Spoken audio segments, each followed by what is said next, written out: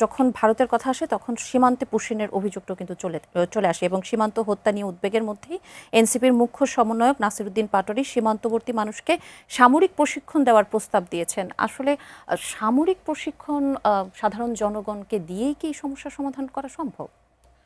দেখুন, তিনি যে প্রস্তাব দিয়েছেন আমি মনে করি তিনি এই প্রস্তাবে সিম্বলিক একটা ইস্যুটাকে এখানে টেনে নিয়ে এসেছেন। দেখেন, এই যে পুশিন ঘটনা ঘটছে, এই পুশিন ঠেকানোর জন্য যারা ভূমিকা রাখছে, এর সিংহভাগ সাহস, ভূমিকা, উদ্যোগ, চেষ্টা এবং সফলতা, এটা আমি মনে করি যে ওই অঞ্চলের, বিশেষ করে যারা ওই সেই সীমান্ত অঞ্চলে ছিল তাদের।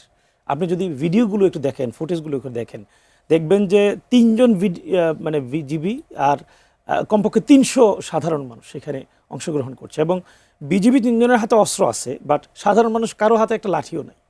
সাধারণ মানুষ সম্পূর্ণ নিরস্ত্রভাবে যে সাহসিকতার পরিচয় দেয়, এই সাহসটা আমাদের সম্পদ। কিন্তু মানুষের দেশপ্রেম, এটা কিন্তু এই সময় বোঝা যায়। সে এই যে সাহসিকতার পরিচয় দিচ্ছে, এই দেশপ্রেমের পরিচয় দিচ্ছে, এটাকে যদি আসলে প্র্যাকটিক্যালি আপনি একটা ফ্লেক্সিবল জায়গায় নিতে চান, স্থায়ীভাবে এই সমস্যাগুলো সমাধান করতে চান, তাহলে ওনার প্রস্তাবের এই ইস্যুটা একটা প্রস্তাব হতে পারে। তবে সরকার এটাকে স্ট্র্যাটেজিক কোন ইস্যুতে কাজে লাগাইতে পারে, এটা সরকারের নির্ধারিত ইস্যু হতে পারে।